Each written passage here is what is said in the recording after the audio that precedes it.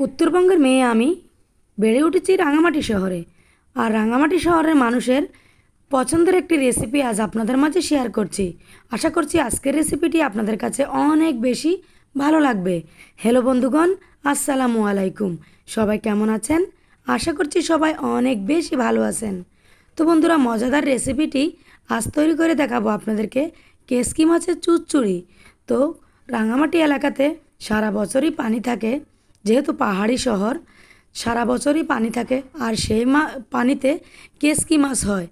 আর সেই কেসকি মাছগুলো খেতে অনেক বেশি পছন্দ করে রাঙামাটি এলাকার মানুষ। তো কেসকি মাছগুলো কীভাবে রান্না করে সেই প্রসেসটি দেখিয়ে দিচ্ছি বন্ধুরা। একেবারে চিকন করে আলুগুলো কাটতে হবে। কাঁচামরিচ, পেঁয়াজ, আলু, টমেটো সব কিছু মশলা একসাথে দিয়ে ভালোভাবে কষিয়ে নিয়ে সরাসরি আলুগুলোকে একেবারে সিদ্ধ করে ফেলতে হবে, যেন মাছগুলো দিলে মাছগুলো যেন গলে না যায়, ভাতের সাথে যেন মাছগুলো পাওয়া যায়। সে কারণে মশলার সাথে ভালো করে কষিয়ে নিতে হবে। মরিচের গুঁড়োটা একটু কম অ্যাড করবেন এই তরকারিটাতে, কাঁচামরিচটা একটু বেশি পরিমাণে দিবেন, এতে করে তরকারি খেতে অনেক বেশি ভালো লাগে বন্ধুরা। তো দেখেন আমি কিভাবে করছি, এই প্রসেসগুলো ফলো করে আপনারাও রান্না করবেন। মজাদার এই কেসকি মাছের রেসিপি একবার খেলে বারবার খেতে মন চাইবে এমন একটি রেসিপি। আমরা তো মাছে ভাতে বাঙালি, মাছ ছাড়া যেন আমাদের চলেই না।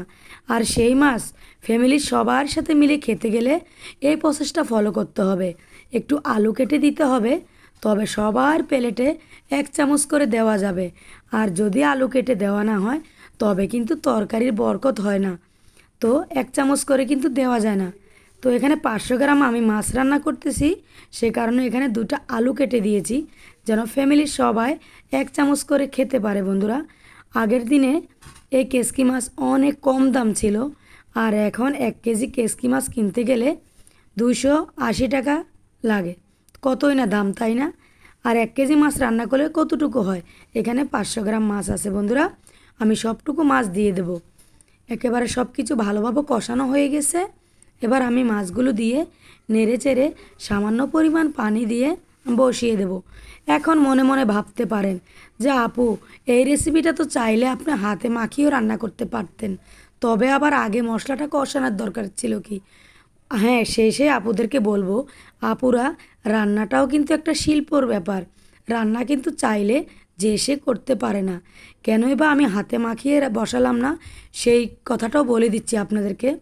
যেহেতু কেসকি মাছ সাইজে একেবারে ছোট, তো আমি আলু, পেঁয়াজ, কাঁচামরিচের সাথে যদি মাখাতাম তবে ওগুলো সিদ্ধ হতো না আর মাছগুলো গলে যেত, তবে সে মাছগুলো ভাতের সাথে আর পাওয়া যাবে না। এবার আমি যেভাবে করে রান্নাটি করছি আপনারা দেখবেন, মাছগুলো কিন্তু ভেঙে যাবে না। এবার কিন্তু উপরে ধনেপাতাগুলো অ্যাড করে দিতে হবে। একটু ধনেপাতা বাড়িয়ে দিলে তরকারির টেস্ট বেড়ে যায়। এই ছোটো মাছের ক্ষেত্রে অবশ্যই চেষ্টা করবেন দেওয়ার জন্য। বাসায় না থাকলে তো কিছু করার থাকবে না, থাকলে অবশ্যই দিয়ে নেবেন, তবে তরকারির টেস্টটা একটু বেড়ে যায়। তাই দেখেন আমি একেবারে ঝোল রাখি নাই, আমি একেবারে গায়ে মাখা করে ফেলেছি। নিচে সামান্য পরিমাণ আছে, উপরটা একেবারে শুকনা লাগছে, তাই না? এইভাবে করে রান্নাটা করবেন ছোটো মাছ, আর খেতে দারুণ লাগবে। আজকে আমি স্বর্ণ চালের চাল দিয়ে ভাত রান্না করেছি, আর সেই ভাত দিয়ে কিন্তু ছোটো মাছটা খাচ্ছি। খেতে কিন্তু দুর্দান্ত ছিল। বন্ধুরা, কারা কোন জেলা থেকে ভিডিওটা দেখছেন অবশ্যই কমেন্ট করবেন।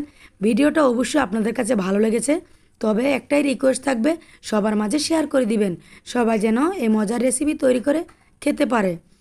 তো বন্ধুরা, ইউটিউব থেকে দেখলে অবশ্যই চ্যানেলটি সাবস্ক্রাইব করে চ্যানেলটির পাশেই থাকবেন। আর সবাই ভিডিওটাতে একটি লাইক করে দিবেন। আসলে আপনাদের লাইক, কমেন্ট, শেয়ার না পেলে নতুন রেসিপি তৈরি করার আগ্রহই বাড়ে না। তো এতক্ষণ মনোযোগ সহকারে দেখার জন্য অসংখ্য অসংখ্য ধন্যবাদ। সবাই ভালো থাকবেন,